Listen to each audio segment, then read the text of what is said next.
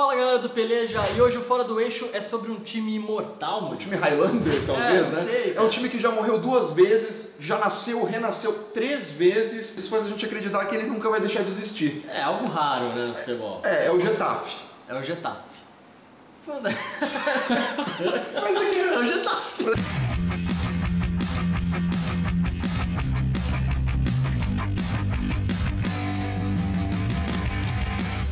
Bom, na verdade o clube ele foi fundado em 1924, só que tem uma certa dúvida em relação a essa data. É, porque como a gente disse, já que ele morreu e ressuscitou 3 vezes, você pode considerar uma das 3 datas como a data de fundação. São Exatamente. 3 voltas do clube. Mas a data oficial, né, que consta no site do Getafe, é 1983, que é justamente a última volta dele, né, a 3ª volta do Getafe. Logo no começo, em 1924... No primeiro Getafe, isso, né? O nome era Clube Getafe Deportivo. Naquela época, o clube disputava competições regionais, uma coisa mais amadora, menores. E aí, em 1933, então já são 9 anos de existência, né? Os caras que estavam no comando do Getafe decidem fechar. Até por problemas econômicos, né? Eles acabam fechando.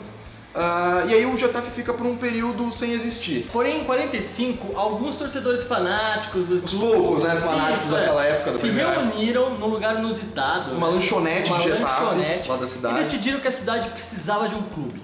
Precisava ter um clube para representar no Merecia futebol. a volta do Getafe. Exatamente. Né? E aí eles organizaram e foram conversar com o prefeito da cidade. Que era na época, o Juan Vergara, que esse cara foi muito importante pro clube.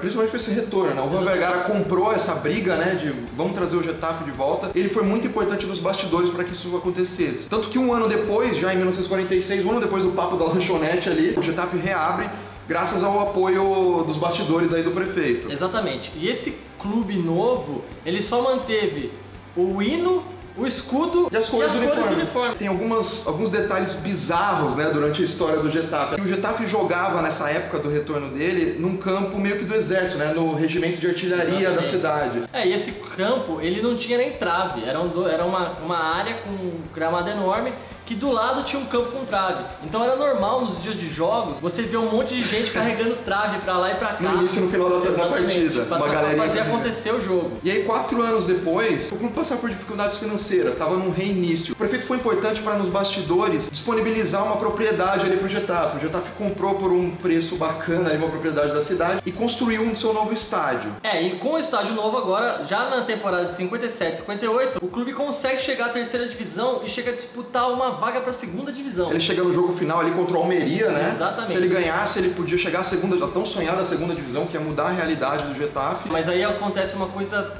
peculiar nessa história, né? É que acontece até hoje em dia, né? É normal, gente. Representantes do Almeria, né, que não se diziam dirigentes, chamaram ali representantes do Getafe e ofereceram uma graninha, 100 mil pesetas. 100 mil pesetas. Da época, pro Getafe meio que tirar o pé no final. Isso, ou seja, pro Almeria passar pra 2ª. exatamente. E o presidente da época, que não era mais o Juan Vergara, né, chamou ali a cúpula do Getafe. A gente tá passando por dificuldades financeiras, mas eu quero ouvir todos vocês. Aí foram 12 caras que votaram, deu 6 eram a favor, 6 eram contra e o voto de Minerva era do próprio presidente. E o que ele disse? Disse não. A nossa honra é maior que isso, a gente não vai aceitar o dinheiro, a gente vai jogar de verdade e vai subir pra 2ª divisão. Isso é maior, o Getafe é maior que tudo isso. A única coisa ruim da história é que o Getafe acabou perdendo o jogo. O Getafe foi lá, jogou Então, pela honra, perdeu. Ele não conseguiu nem a vaga nem o dinheiro. O Getafe passava por essas dificuldades e era até motivo de zoação dos outros clubes, dos outros torcedores. Tem um caso emblemático que é na véspera de um dos jogos desses torneios regionais que o Getafe ia jogar. Os jogadores não estavam descansados pro dia do jogo, porque na noite anterior eles passaram a madrugada matando mosquitos.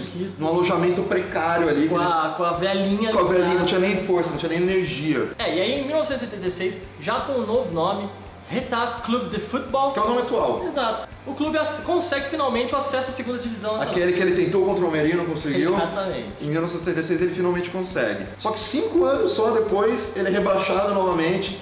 E aí já tá estourando a crise financeira do clube, eles decidem fechar pela 2ª vez. Mas um ano depois o clube volta às atividades, a partir daí começa a melhorar. Nesse 3º nascimento do Getafe a coisa parece que finalmente engrena. Tanto que em 1998 é construído o novo estádio do Getafe, um estádio mais poderoso, que eles realmente têm orgulho. É chamado de Coliseu Afonso Pérez. Por que o Afonso Pérez? Aí que vem mais uma coisinha bizarra da história do Getafe. Chega a ser estranha essa história porque o Afonso Pérez, na verdade, é o maior jogador da cidade do Getafe. Só que ele só nasceu na cidade do Getafe, ele nunca jogou no clube do Getafe. Ele nunca teve contato nenhum com o clube do Getafe. Ele nunca pisou nesse estádio que tem o nome dele. Ele tá meio que cagando pro clube. Ao invés de, por exemplo, o nome do estádio ser o Juan Vergara, que foi um presidente muito importante pro clube. Que era o prefeito da época, Exato. que ajudou a conseguir o primeiro estádio e tal. Ao invés de colocar esse nome, eles colocam o nome do Afonso Pérez.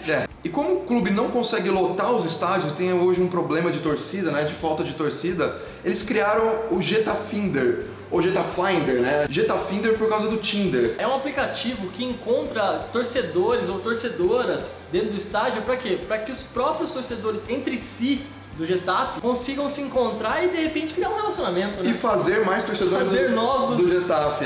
O intuito principal é esse, né? Que eles se juntem e procriem e que o filho deles seja eventualmente um torcedor do Getafe. Sempre torcedores e mais do Getafe. O engraçado é que os caras soltaram um vídeo bizarro de divulgação, né, da campanha, que os torcedores acabam se pegando nas imediações do estádio, tipo o torcedor se pegando no banheiro, um olhar mais sedutor. Onde for o momento.